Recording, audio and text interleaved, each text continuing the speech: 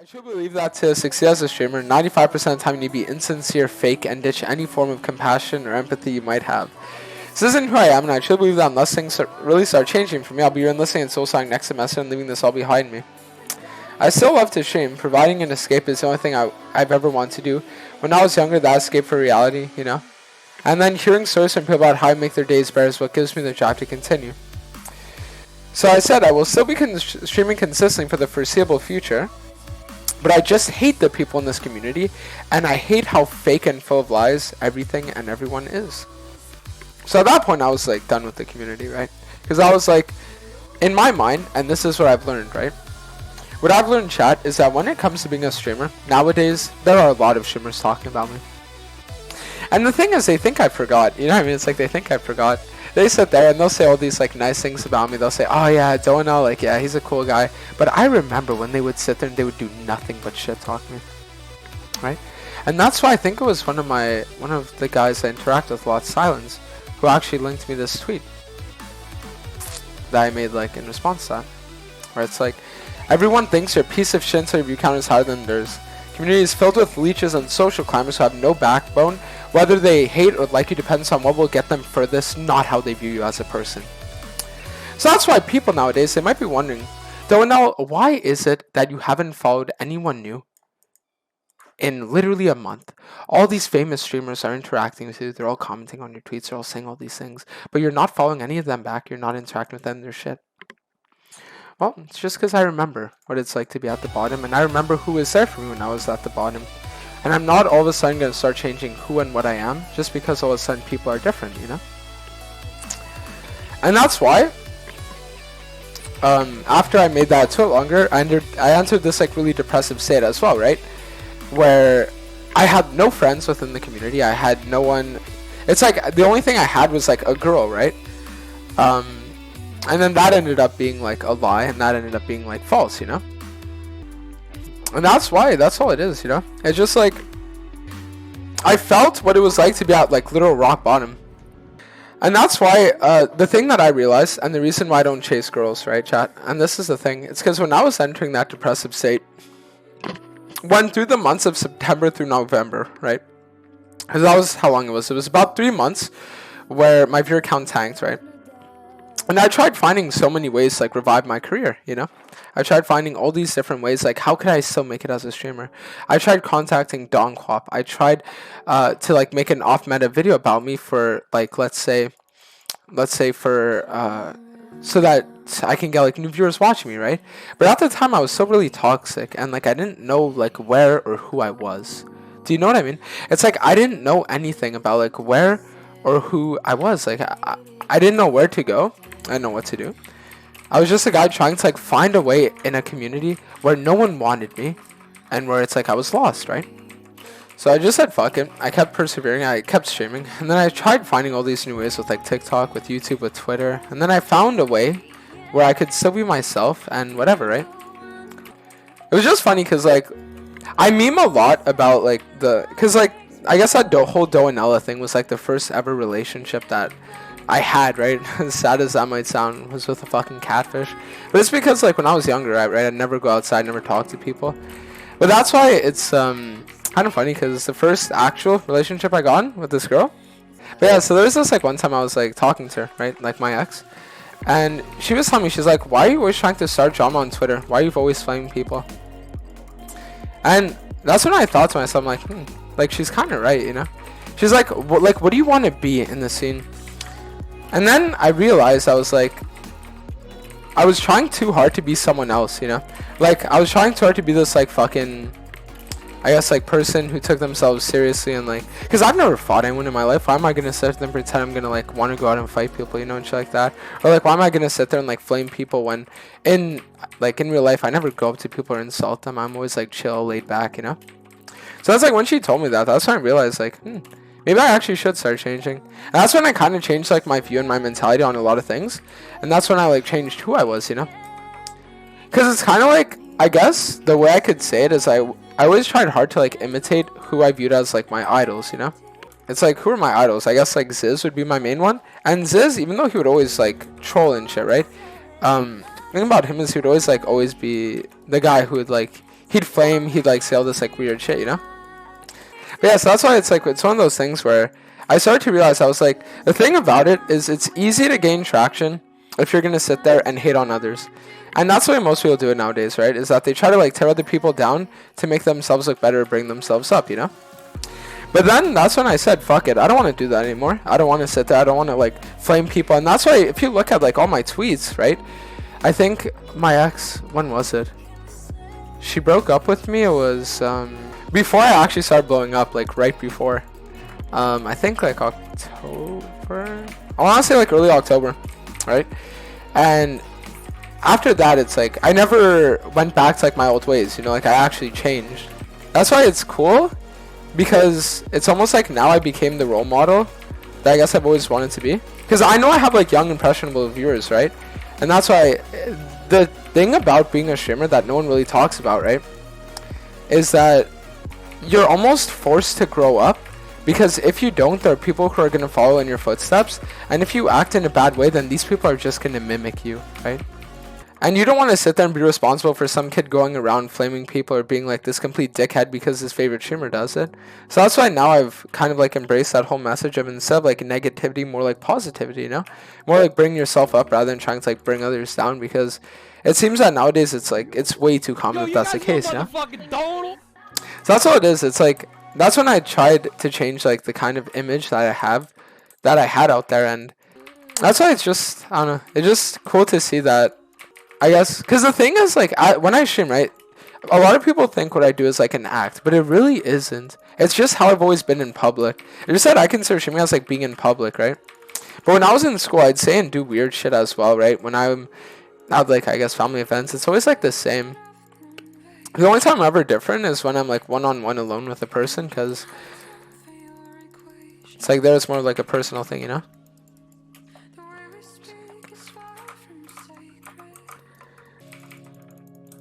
Because it's just hard, and that's the thing, it's like a lot of people are going to sit there and be like, because there are still people out there who will like hold grudges, right, or like any of these things, and it's just like, bro, at the end of the day, I know a lot of people will say things like, oh shit, yo, what I said, that was like years ago, right, and then people will be like, oh, they think it's just like a meme excuse or whatever, right, but it's like, the thing that you have to realize is, imagine you are the way you are right now, right, and I want you to imagine that every time you say or do something, there are going to be 1,000 people watching everything you say and do. Everything you say and do. And imagine some of these people genuinely look up to you as a person, and they're going to start acting in ways you do. And now imagine you're there and you're a human being, you feel emotion, right? You're there, you're a human being, you feel emotion. And you know for a fact that if you sit there and let's say you flame or you say any any gross things to people, right? You know for a fact that people are going to think that that's a good way to act and shit. But it's like you're only human, right? So that's why, in a sense, it was always like this weird struggle for me where I thought I was like killing my humanity, right? To sit there and try to act more PMA on stream. And that's why with me, it was always such a great outlet that instead of sitting there and using toxicity as an outlet against others, I use it against myself, right? And that was like the outlet that I found that helped me. Because I still say and do like toxic things, but instead of it being against others, it's against myself in a way that helps me improve rather than tears other people down, which is exactly the message I'm trying to put out there, you know? It's like I can sit there and imagine I go 20-0, right? And I lose a game because I misplayed once. If I sit there and I flame my entire team, then people are going to think it's acceptable to like flame their entire team, right? People are going to sit there and think like, oh yeah, it's good if I like flame my teammates because I want to act like Doaenel acts, you know? But if I sit there and I'm like, yo, like, sure, I went 20-0, but I made one mistake and now that's what lost us the game, then it's almost like people are like, this guy actually cares about like improving himself as like a player and shit. Maybe I should act in the same way. So it's like you're inspiring people to not only become better players, but like better people. And that's what's like cool to me. And that's why I feel like I'm already starting to see the effects of it in solo queue, right? Like it's rare nowadays in high elo, right? It used to be super common that you find like soft hinting and shit like that, but already I'm starting to see a difference. And for the longest time, it's because you're expecting like the people at the top to change, right? You're expecting the streamers like Tyler to change. You're expecting the people to stop their FF15 mentality. But because when you're waiting for other people to change, they won't. So it's almost like I, as someone who is like a 200 viewer streamer, had to sit there and like completely warp and change my mentality And the crazy thing is nowadays, like, I went from 200, now it's like there are 2,000 you watch me, you know. And it's like you're fucking with the energy that I have, with like the vibe I have and shit like that. And slowly but surely, it's also starting to change the way other streamers interact on their streams, you know. And it's like it started from someone that wasn't at the top but at the bottom, you know. And that's the crazy thing about it. Because I'm telling you, it's like I remember hearing things about Tyler wanting to start the support challenge, and then all of a sudden it changed into him wanting to grind high elo. And then Tarzan is saying now he wants to come back, he wants to grind high elo. And then it's like now you see all these like streamers returning to League, all these like streamers coming to League, right? Because all of a sudden it's this new season, it's this new like hype thing, you know? Because I can honestly say I really don't think that even the person I was like 4 months ago, I'm the same at all, you know? Because the other thing about me is I used to be very fucking insecure as well, you know? Like super insecure. And changing the way I viewed a lot of things just made it fine. Trust me, Twitch chat's worth it. And that's what I'm telling you, it's like, dude, the thing is, of all the people out there who can like sit there and say, like Charisma is the guy who can relate to me most, and we talk about it a lot. Like me and him, it's very, it's actually like crazy how similar our stories are. Really crazy. Oh, I actually didn't. If I didn't get exhausted, I feel like I probably could have won that. I should probably go with Serpents this game now.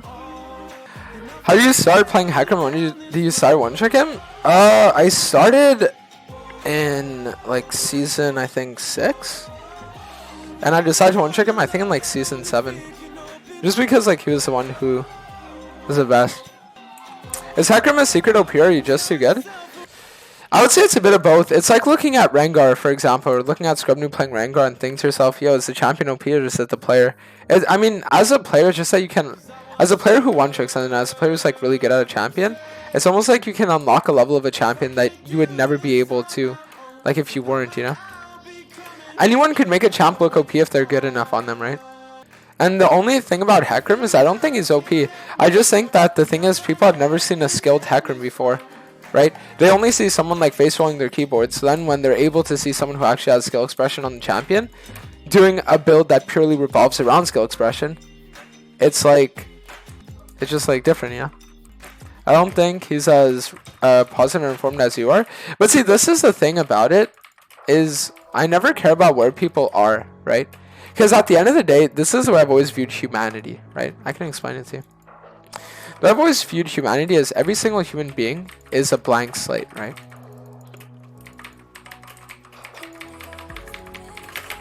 Nice. Every single human being on this planet is a blank slate, right? And then everything that happens to you, whether it be your genetics or whether it be your upbringing or whether it be like any experiences you might have had when you were younger, right? All of these things influence what you are as an individual, everything. So at the end of the day, you can never fault an individual for being the way they are due to it being their circumstance, right? Because it's their circumstance that is the way they are. It's not the person's fault, right? If someone sits there and they have this like bad mentality, right? You can't blame the person for having that bad mentality. You have to blame like the circumstances that led to it. And that's why with me, I've never sat there and I've never judged anyone, right? Like people will sit there and be like, oh, Doaenel, how can you like or how can you be friends with this person or that person who's done this or said that? And just like, because for me, the thing is, at the end of the day, everybody is like a blank slate. They're all like, it's like everyone is just the way they are. And it's almost like I don't think there's such a thing as, oh, like this guy's bad or this guy's good, right? It's just like this guy acts in a way that he thinks is permissible because of the way he was brought up, and this person acts in another way because of the way they're, you know. You can blame someone for not doing anything about it. I agree with you. I agree with you. You can definitely say something like, yeah, if a person acts in like a bad way, but they have like no reason, or they have like, they're not doing anything about it, sure, right? But at the end of the day, I used to be the same, right? And I used to be stuck in a mentality, and I used to have a lot of really bad mentalities on a lot of different things, right? But for me, it's just because I want to grow as a person and like I want to improve, you know?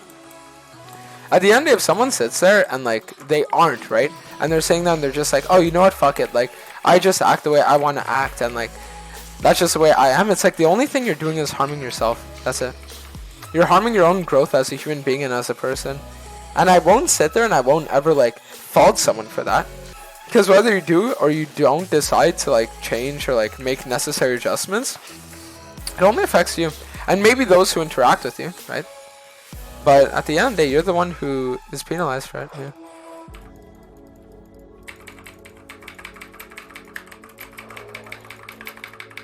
Nice.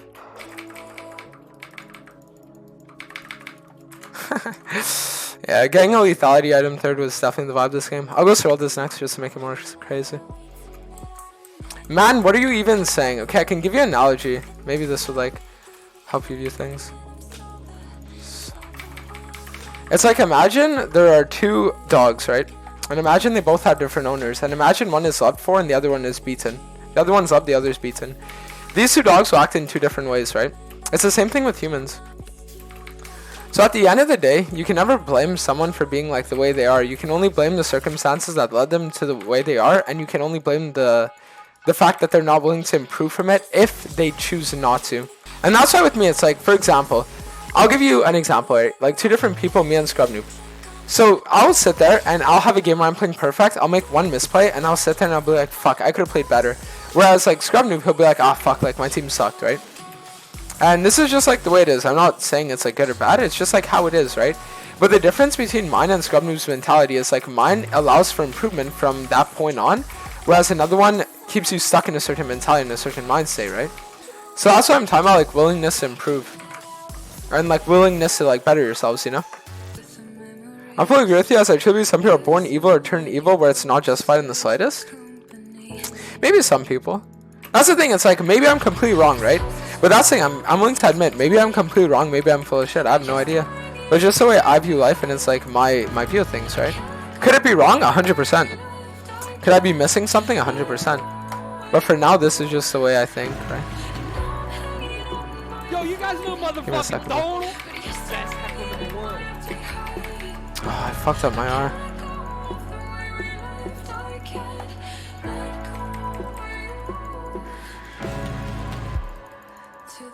I don't think we fight this. Yeah. If I didn't fuck up R there, we probably could have won the game off time. Okay.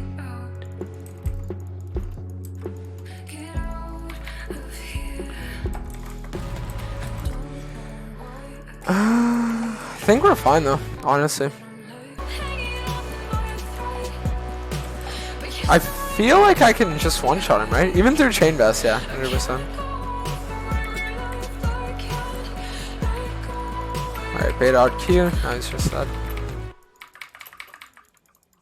Alright, now I get Cyrilda's, and I think if we just group mid for a 5, I swear to God we just won the game, don't we? We could just go crazy right now. I have the items that I've needed.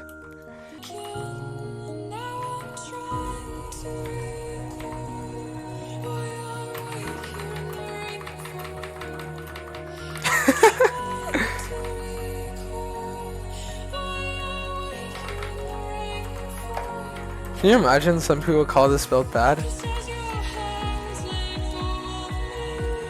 Can you imagine that?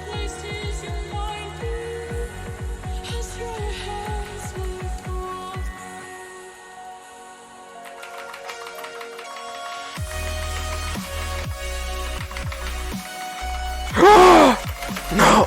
It's fine. Alright, now I need Serax. Once I get Serax, the game is just over. Because I need just like a little bit of resistance. A little bit of resistance, we're chilling. Okay, but hear me out, chat. The thing is, right now, it's like we could win, but I think we need a little hardstyle juicer. But the only way I'm playing it is if everyone hits a little disco frog right now. A little disco frog for a little hardstyle juicer. That's like, that seems like a fair trade to me.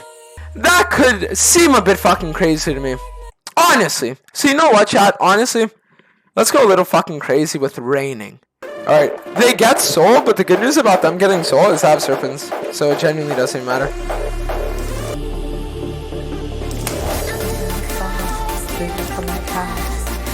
It's time, chat. It's like now it's time.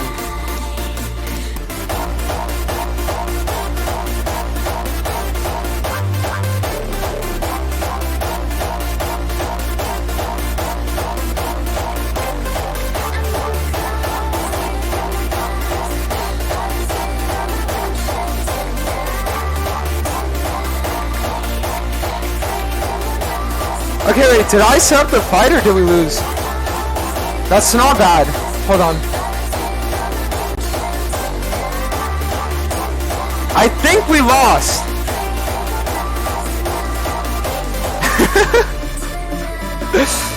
I think we might have lost, but maybe we didn't.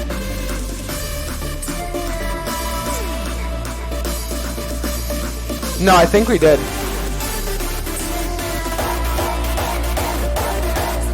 Hold on. I'm gonna be real with you. I thought that fight would go well, and then Graves killed me in 3 autos. You know what I mean? Wait, unless... Hold on! Give me a second. No, there's no way I could do this, right? Unless...